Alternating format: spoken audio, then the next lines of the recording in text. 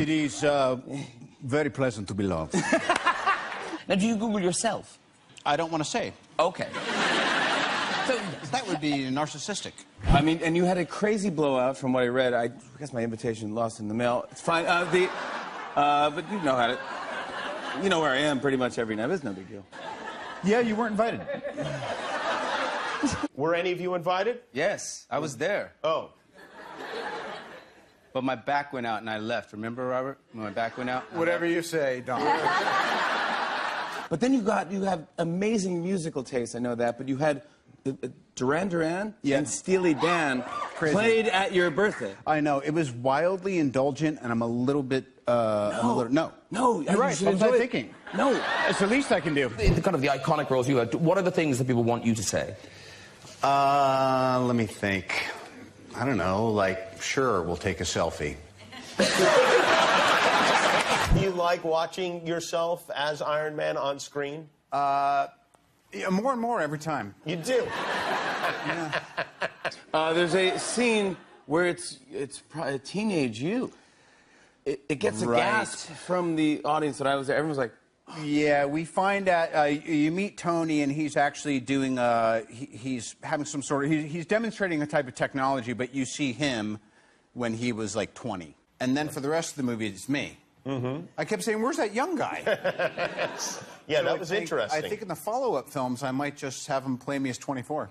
But it's so real, it freaked me out. It freaked everybody. You think it freaked me the heck out? I mean, I was like, my God, he was beautiful. Have you ever run into young kids whose minds are blown when they see you? Their minds do get blown. I feel like I'm the mayor of Comic-Con. Yeah. On three.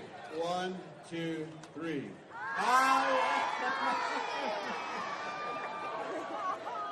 All right, I have a winner. It's me. My normal life seems incredibly dull and passive, but when I'm at Comic-Con, I'm a deity. I bet that's true. Yeah. On Age of Ultron, there was a massive Avengers A, which is outside the Avengers Center. Uh-huh. I have it. Where is it?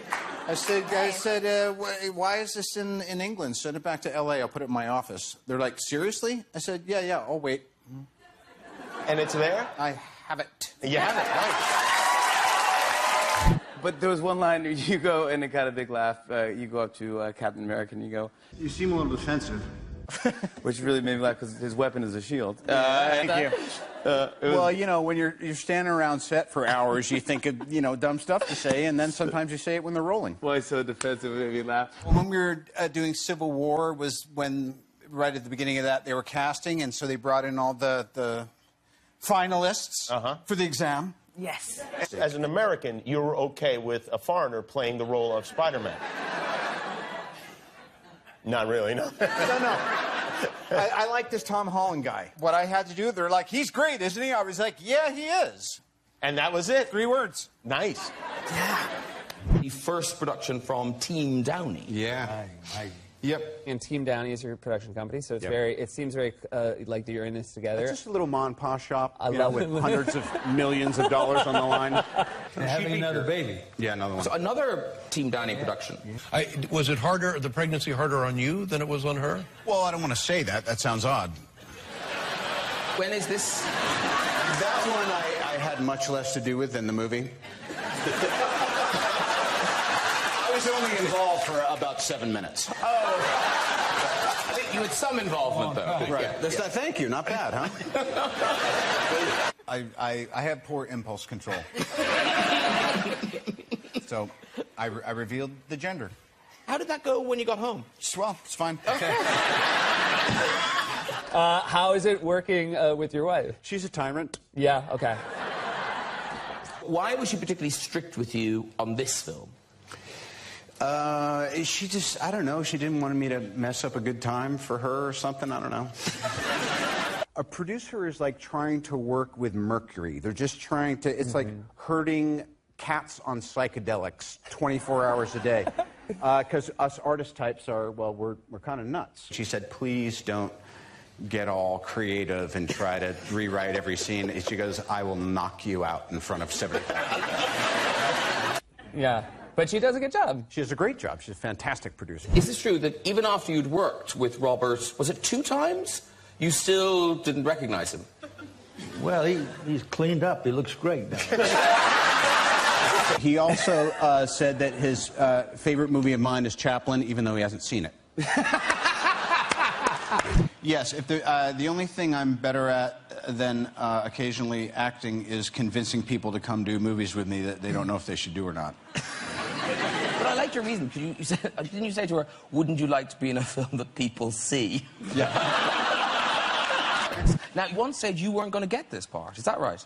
Yeah, Guy Ritchie said I was too old. Whoa. I love him for that. So how did you end up getting... I think they showed him the gross receipts for Iron Man. You know, Evans is a very, very capable guy. I mean, you know, chicks dig him too. Very capable guy. I've saw a wild amount of action that you perform. I do a little. I got a couple moments. You do. I've seen it. But I really just wanted to come to set on my days off and watch you suffer. You grew up 70s and 80s in New York City, which is a time where people say it was really rough here, but I wish I could have seen what it was like. Oh, it was so good. Yeah, it was so good. Yeah, it was really fun.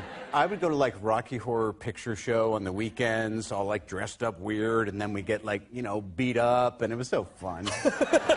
Beat up and mugged and... Hola, soy Tony Stark y soy un millonario magnate, genio e inventor de la tecnología, dueño de Stark Industries y también dueño de la Torre Stark y el cuartel de los Vengadores, pero bueno, estoy aquí para contarles mi historia. Mi vida fue de puros lujos y buena vida hasta que llegó el día que tras estar vendiendo un producto de Stark Industries me secuestró un grupo de hombres que al final fue todo organizado por Obadiah, el mejor amigo de mi padre. Él quería matarme y quitarme mi fortuna y la empresa que mi padre me dejó. Durante el secuestro sufrí un accidente muy grave, ya que un misil explotó a mi lado y los fragmentos del misil penetraron mi corazón. Este fue mi Draw My Life. Y por cierto, gracias a E.G. Lutkiewicz, quien me da voz en español. Digo, yo no gano nada con esto, pero qué bueno, y me gustaría dejar dicho aquí que me siga doblando, por favor, al español en las próximas misiones y películas.